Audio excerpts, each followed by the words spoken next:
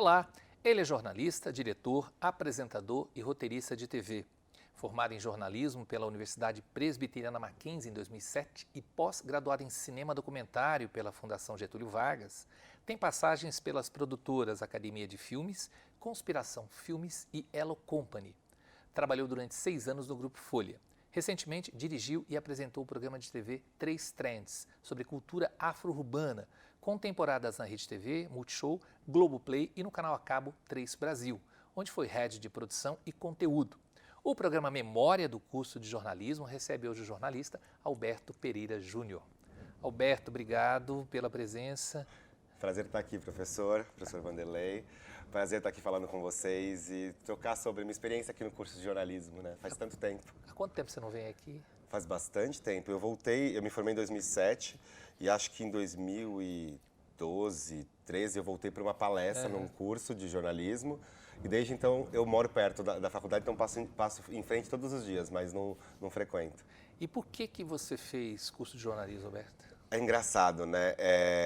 Quando eu cheguei naquela época de decidir o vestibular, né, eu já fazia um curso técnico na Cefet de informática, né, programação e desenvolvimento de sistemas. Então, o natural seria eu seguir essa área, né? Meu pai é engenheiro, então ele sempre colocou na cabeça minha e do meu irmão de fazer um curso técnico antes, depois fazer a faculdade, e ele prezava pelas exatas. Minha mãe é professora de letras. Então, eu tinha exatas e letras muito familiarizado em casa e gostava de me comunicar muito mais do que fazer conta. Ia bem em exatas, mas eu percebia que eu gostava de escrever, gostava de conversar com as pessoas, entender, né? Eu sempre fui muito curioso, né? Acho que a primeira profissão que eu queria ser era arqueólogo. Antes, eu lembro de pequeno, mãe, eu quero ser arqueólogo, quero estudar história, quero ir fazer expedições por aí, descobrir sobre civilizações antigas, descobrir sobre gente, né? Eu sempre fui muito curioso sobre gente. Mas depois eu entendi que não ia dar muito certo fazer história. Acho que eu ia acabar tendo que trabalhar muito como professor e admiro a profissão de professor, mas acho que eu não ia ter a paciência didática para isso. E eu fui entendendo que eu era muito curioso e queria me comunicar mais. Então eu fui lendo, né, nessa época de estudar, de pensar o curso de vestibular, fui lendo as profissões e me identifiquei muito com comunicação. Mas primeiro, eu não cheguei no jornalismo direto, eu tinha olhado primeiro relações públicas, porque como eu era muito, realmente, relações públicas do colégio ali, eu estava envolvido em tudo, tocava na banda marcial do colégio, era representante de sala, então era muito faladeiro. Então, eu primeiro olhei relações públicas e eu achei o curso interessante, mas eu fiquei pensando, mas eu adoro escrever. E se eu quiser escrever, se eu quiser me comunicar com mais profundidade e analisar coisas, eu achei a grade do jornalismo mais completa. Anos depois, e com muita análise, eu fui entender que, na verdade, eu sempre me direcionei para o jornalismo cultural. A partir do jornalismo, eu também entendi que era um lugar que eu ia estar perto de cultura, de cinema, de teatro, de bastidor de televisão, que eram assuntos que me interessavam e que talvez lá naquele início dos anos 2000, mesmo sendo de uma família preta, mais classe média aqui em São Paulo, não era um lugar muito acessável para corpos como o meu. Né? Assim, eu não conhecia, eu tinha engenheiro, médico, advogado no entorno, mas não tinha um jornalista, não tinha um cineasta, alguém de comunicação. Então, Próximo de você, não tinha? Não existia. Eu tinha um ex-marido da minha tia, irmã da minha mãe, ele era publicitário, mas a gente não conviveu tanto assim, ele já eram divorciados, mas ele tinha uma revista que falava sobre bicicletas e motos. Então, depois de fazer a faculdade aqui, eu fiz um estágio para ele. Eu resgatei isso, ele está trabalhando com isso ainda, e fiz um estágio, cobri uma feira de motocicleta para ele. Você falou que não tinham pessoas pretas próximas de você como referência profissional. E na faculdade? Na faculdade, eu tinha, na minha turma, éramos 5 pessoas pretas, né? 3 mulheres e 2 homens. Eu não tive professor preto, né? Não me recordo também de nenhum palestrante ou convidado preto se apresentando no curso, ou falando sobre o curso. Referência de televisão a gente já tinha, né? Tinha Glória Maria, Oraldo Pereira, então, e alguns outros jornalistas da Globo. Pouco ainda. Principalmente da Globo, mas poucos, né? Assim, se a gente comparar daquele tempo, quase 16 anos atrás, para agora a gente tem muito mais representatividade, mas ainda não proporcionalmente à população brasileira. Se a gente ligar na televisão agora, qualquer canal de notícia, a probabilidade de ter uma pessoa preta apresentando é muito pequena. E como é que você chegou ao Mackenzie? Eu cheguei ao Mackenzie também pesquisando, assim, fui criado, sou de São Paulo, né, meus pais também são paulistanos, e eu fui criado na Vila Carrão, zona leste de São Paulo. Mas eu tinha a família do meu pai no Jabaquara, uma família de uma tia minha na Lapa, então eu cruzava muito a cidade. Então, né, embora minha criação tenha sido no Carrão, fui na escola, meu colégio particular, né, dos 2 anos de idade ao 3º ano de ensino médio, na mesma escola. E paralelo ao ensino técnico, mas eu não saía muito de lá para estudar, etc. Mas sempre transitava a cidade para lazer. E eu passava muito pela Consolação e via aquele prédio, Mackenzie, o que é Mackenzie? Fiquei curioso, né? Isso muito perto da época do vestibular. E aí eu fui pesquisar um pouco, né? A universidade, os cursos que tinham. Era uma região da cidade que eu gostava. Eu estava terminando o meu técnico de noite, então eu não podia estudar nem de noite, né? E aí eu vi que o jornalismo no Mackenzie era de tarde. Achei curioso uma faculdade de tarde, né? Primeiro pensei, mas é difícil, vai ser difícil arranjar trabalho, né? Porque, enfim, meu pai me deu suporte para a faculdade, mas a ideia era começar a estagiar logo e também ajudar a pagar o curso, etc. E me sustentar e fazer minhas coisas, ter minhas experiências profissionais. Mas assim, eu visitei o campus antes de preencher o vestibular, né, de me inscrever no vestibular, e gostei muito, assim, é um campus amplo, né, no coração da cidade. Já achei, não era tão diverso em 2004, né, quando eu entrei, em 2003, quando eu apliquei, mas ainda assim eu entendi que como era um lugar de centro, lugar de passagem, eu entendi gente de vários lugares aqui. Falei, acho que é um lugar que eu vou gostar de frequentar. Comecei a estudar mais sobre o Mackenzie, etc e tal. Era uma faculdade o curso era novo. Mas tinha 4 anos. Exatamente. Mas era uma faculdade renomada em outros cursos. E eu resolvi prestar. Foi o meu primeiro vestibular, né? Eu prestei só em São Paulo. Minha mãe não deixou eu prestar faculdade fora de São Paulo. Proteção total. A desculpa era proteção, que se passasse uma faculdade pública fora ia gastar mais por causa de moradia. Mas é uma desculpa, era só para não perder o contato do filho. Mas eu agradeço porque, morando em São Paulo e sendo em São Paulo, eu consegui, acho que, me inserir muito mais rápido no mercado de trabalho, estagiando, enfim, eu fui me embrenhando fazendo um blog, depois escrevendo no diretório, pro jornal do Diretório Acadêmico aqui, no Dacan. Eu fui fazendo para poder estimular e produzir, né, para poder ter portfólio. E aí acabei entrando no mercado. Roberto, na tua época, eu creio que já se discutia a questão do diploma, da validade do diploma. Sim. E logo depois que você se formou, alguns anos depois da sua formatura, esse diploma caiu a validade, né, a obrigatoriedade para o exercício legal da profissão. Isso te incomodou em algum momento?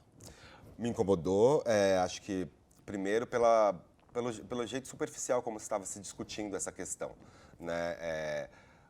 O diploma de jornalismo, nem todo jornalista ele é formado, mas o diploma ajuda, né? O estudo universitário ajuda a gente a entender a premissa do jornalismo, né? O serviço público da informação, né? Entender sobre pensar em princípios éticos na hora de escolher uma pauta, de fazer essa pauta, quem a gente vai ouvir.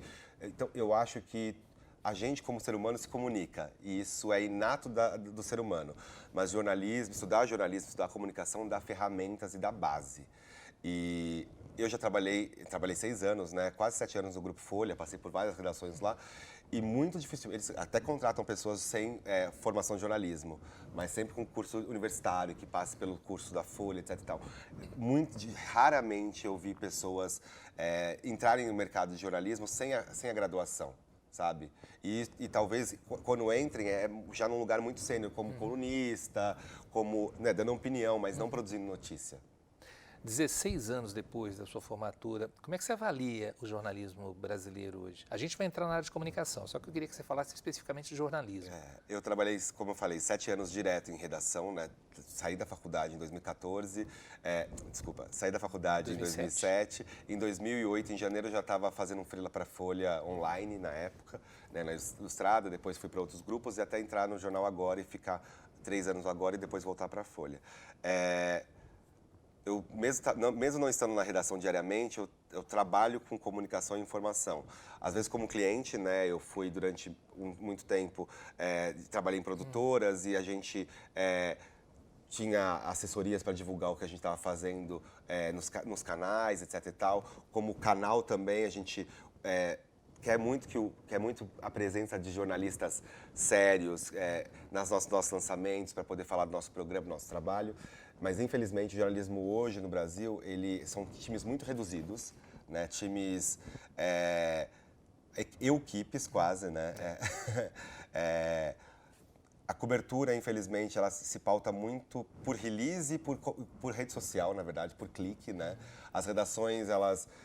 a gente já discutia isso quando eu fazia jornalismo aqui, a digitalização do jornalismo, né? A queda do impresso, qual que é a próxima fronteira do jornalismo, o impresso vai ficar mais analítico e o online vai ficar com hard news, a coisa que acontece diária. Mas em 2014, quando eu saí da Folha, a gente ainda esperava o final do Oscar para poder dar metade da premiação, porque não ia conseguir esperar... No dia seguinte, você vê pelo menos uma parte. Exatamente, mas assim, já em 2014 a gente já consumia aquela informação já online ou do dia seguinte, não ia pegar o jornal e ler metade da informação, né? 16 anos depois, agora, acho que a gente ainda precisa... o jornalismo ainda precisa parar de querer correr atrás do online. O jornalismo impresso precisa parar de correr atrás do online. E o online precisa se estruturar enquanto empresa, né? Enquanto definir as profissões de cada profissional ali. Você é o redator, você é o repórter, ou você é o fotógrafo, você é o... Enfim, acho que a gente vive uma acumulação de funções, né? Isso em decorrência de até pós-pandêmicas, de econômicas, etc e tal, mas a gente já viu o jornalismo perdendo espaço, perdendo profissionais, em busca por uma substituição não da informação, mas da notícia pelo entretenimento, talvez. Você migrou, eu não gosto de dizer muito essa questão da migração, porque eu acho que você fez comunicação, de forma geral, fez jornalismo, fez comunicação, e a área que você atua, de certa maneira, tem a ver também com a tua, pelo menos a minha visão, tem a ver um pouquinho com a tua formação. Quando que você falou, vou migrar para a área cultural, de forma geral, como uma pessoa mais atuante e não como uma pessoa que observa? Eu sempre gostei de cultura, sempre consumi muita cultura, cinema, teatro, dança, né? Tocava na banda marcial do meu colégio, então sempre fui mergulhado em cultura. Então acho que isso sempre me atraiu com uma possibilidade de jornalismo. Então, desde a faculdade, eu tinha essa coluna sobre dicas de livro e de cinema no Jornal do Diretório Acadêmico, né? Montei um blog para falar do que eu assistia no cinema, das exposições que eu ia, enfim, para poder exercitar. Então sempre tive um olhar muito arguto para isso, né? Eu costumo brincar, nunca quis fazer jornalismo para salvar o mundo, né? Com uma matéria, eu admiro muito, mas eu sempre quis trazer esses outros olhares do mundo a partir de cultura, a partir de comportamento. E entrevistando muitas pessoas, né, já trabalhando no jornalismo diário, entrevistando muita gente, acompanhando bastidor de gravação de novela, música, eu comecei a me encantar pelo lado de trás das câmeras, né?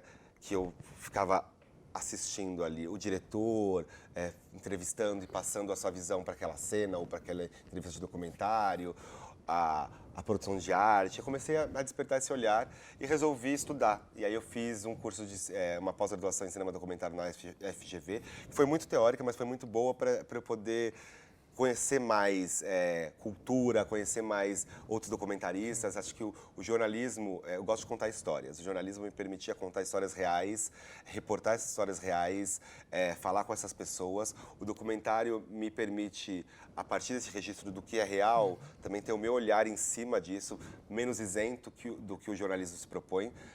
Aliás, isento sempre, menos neutro, talvez, né? Que o jornalismo se propõe, o jornalismo diário se propõe. E aí eu falei, bom, acho que vou juntar essa paixão. E resolvi estudar documentário e querer fazer coisas nessa área. E a ideia era levar em paralelo mesmo, ser o documentário, o Alberto documentarista, ser um trabalho, o lado B do Alberto jornalista, até para resgatar um pouquinho aquela história de ser arqueólogo, né? Primeiro eu pensava num documentário muito histórico, resgatando o passado, histórias. E aí eu fui entendendo que não, documentário é cinema, você pode criar, você pode fazer de várias maneiras. E aí fui me encantando com isso. Em 2014, a Folha estava passando uma reestruturação, e eu entendi que dentro daquela reestruturação, eu já tinha passado por várias etapas dentro daquela empresa, né? Eu comecei como freela na Folha Online, traduzindo notinhas para Ilustrada. Depois eu integrei a equipe que estava na criação e na implementação do Guia da Folha Online, que antes era só uma versão digital do impresso. Aí fui para o Jornal Agora, trabalhar com serviço, né? Tinha uma coluna diária de dicas de música, cinema, etc e tal. Depois migrei para reportagem, primeiro moda, música e até TV. E com TV virei colunista, né? A Fabíola Hypert, que era uma colunista famosa da época, ainda segue na televisão, na Record. Ela foi para o R7 que estava sendo lançada. O R7 estava tirando jornalista de todos os lugares. Na época se pagava bem. Exatamente, exatamente. E aí ela foi para o R7 e aí eu lembro que o Nilson Camargo, que era o diretor do Agora, me chamou para a sala dele. Eu tinha 1 ano e 2 meses de casa, assim, era muito pouco tempo. Ele, Alberto, a Fabíola tá saindo, eu já sabia, você vai ser minha coluna. Eu falei, claro, interinamente até contratar um colunista, porque a Fabíola já tinha anos de casa, enfim, pensei que ia trazer conhecida, polêmica, enfim. A coluna Zapping falava de televisão, mas de celebridade também, né? E eu já cobria bastante TV, mas eu não tinha esse lado de celebridade, essas fontes tão quentes de burburinhos de TV. Eu estava começando, era um foca praticamente. Ele, não, você vai assumir a coluna a partir da semana que vem, a coluna é sua. Te vira. Te vira.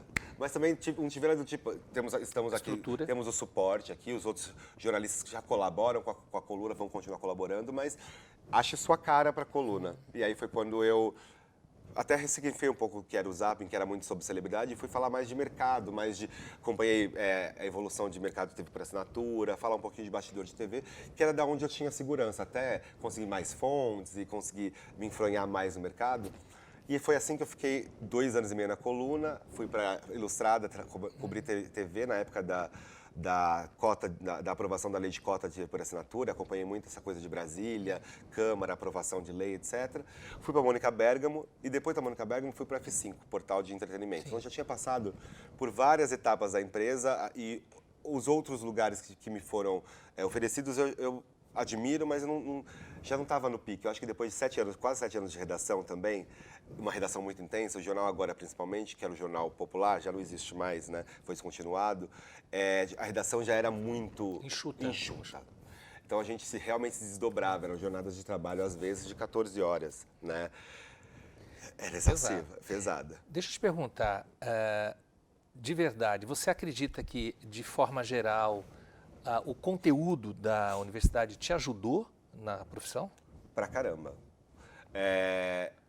Eu, antes de passar pela redação profissional, eu tive a sorte de fazer alguns estágios. Um dos estágios foi no CNU, né, que reunia, inclusive, a TV Mackenzie. Canal universitário. Né? Exatamente, canal universitário na TV por assinatura. Então, éramos 4 estagiários que pensavam uma pauta e saíam para gravar, e ela era exibida na televisão, de alguma maneira, sabe? No canal universitário, um alcance, o HF, etc. Mas, enfim, então já tinha, desde sempre já tinha um senso de responsabilidade. O que você produzir já vai estar no ar. Então, acho que o que eu aprendi aqui na faculdade, primeiro foi esse senso de responsabilidade, né, com a notícia, com a informação. E isso eu carrego para todos os outros lugares que eu fui, né? Depois de trabalhar diretamente com jornalismo e indo trabalhar com entretenimento, com televisão, com produção de conteúdo, a responsabilidade com o conteúdo e com a sinceridade, com o que foi gravado ali. Porque às vezes a gente entrevista ou conversa com pessoas que não são alinhadas com a gente. Felizmente ou infelizmente, a edição pode construir... Ir para um lado e para o outro. Exatamente, mas você não tem que construir ou desconstruir. Você tem que trazer resumir, mas trazer o que a pessoa traz. Então, quando eu entrevistava para o Trace Trends, que é o meu último projeto, ou para os documentários que eu fiz para a TV Cultura, é sempre com esse senso de responsabilidade da mensagem, que não é sobre agradar, é sobre trazer os pensamentos e fazer com que... E isso o jornalismo me trouxe também, essa arena de a gente precisa discutir as coisas, debater as coisas. Não é sobre quais lados, são vários lados, cada um tem o seu lado, né? Tem a sua verdade, mas a partir de que pontos a gente está tratando? Quais são os pontos de direitos humanos, né? Está respeitado? Então, beleza. Então, você pode divergir de mim desde que a gente dialogue. Você falou logo no início do nosso bate-papo aqui da questão da diversidade e tal. Você acredita que houve uma evolução desse período que você se formou até agora? Eu não acompanho tanto a universidade. Eu, no geral, acho que Mas no geral, na comunicação? No geral, na comunicação, sim. Eu lembro que quando eu era foca na Folha, eram pouquíssimas pessoas pretas, até em coletivas de imprensa, né, que eu encontrava, ou mesmo na redação. Ao passar do tempo, a gente foi vendo mais pessoas pretas e também outros veículos não hegemônicos, né? Sim. Conquistando espaço, conseguindo verba para poder se estruturar e para poder também trazer outras narrativas. Esse espaço 3 Trends, por exemplo, é um exemplo, talvez? É um exemplo, com certeza. A Trace é uma multiplataforma dedicada à cultura urbana, tudo que se refere a matrizes africanas. Então, parte da música, mas não só música, música, gastronomia, ciência, enfim, comportamento. É uma empresa franco-africana, né?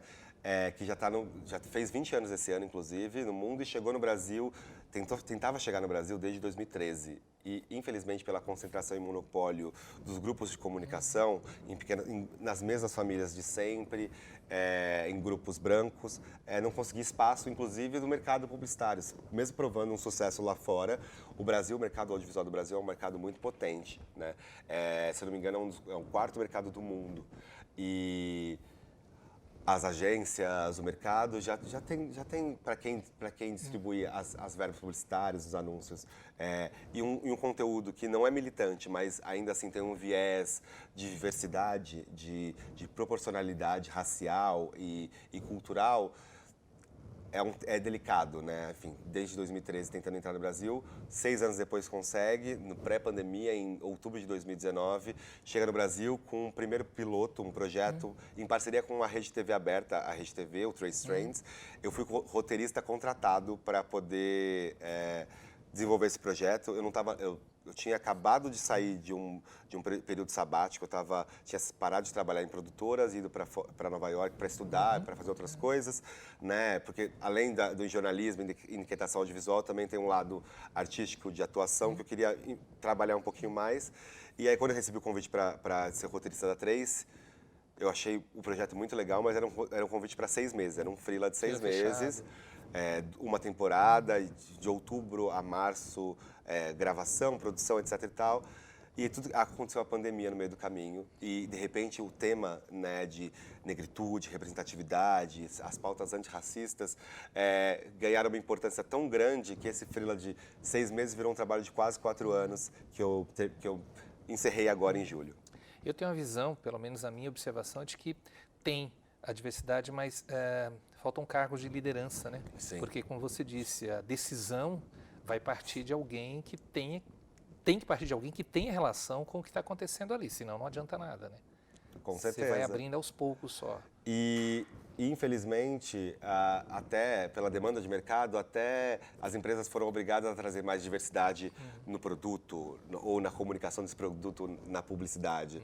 Mas ainda assim, quem assina na maioria das vezes, a caneta, quem pensa, quem cria, não tem essa verdade, não entende essa realidade, não entende os códigos, o comportamento ou as origens dessa população consumidora. Então, ainda assim, era uma representatividade fake, né? Até a metade do caminho. Quanto mais pessoas criativas pensarem a comunicação, pensarem os produtos, tiverem equipes, e eu estou falando assim, não estou falando de equipes majoritariamente pretas, totalmente pretas, a gente está falando sobre diversidade, sobre inclusão, sobre pretos, brancos, amarelos, todo mundo, indígenas, todo mundo trabalhar junto, né?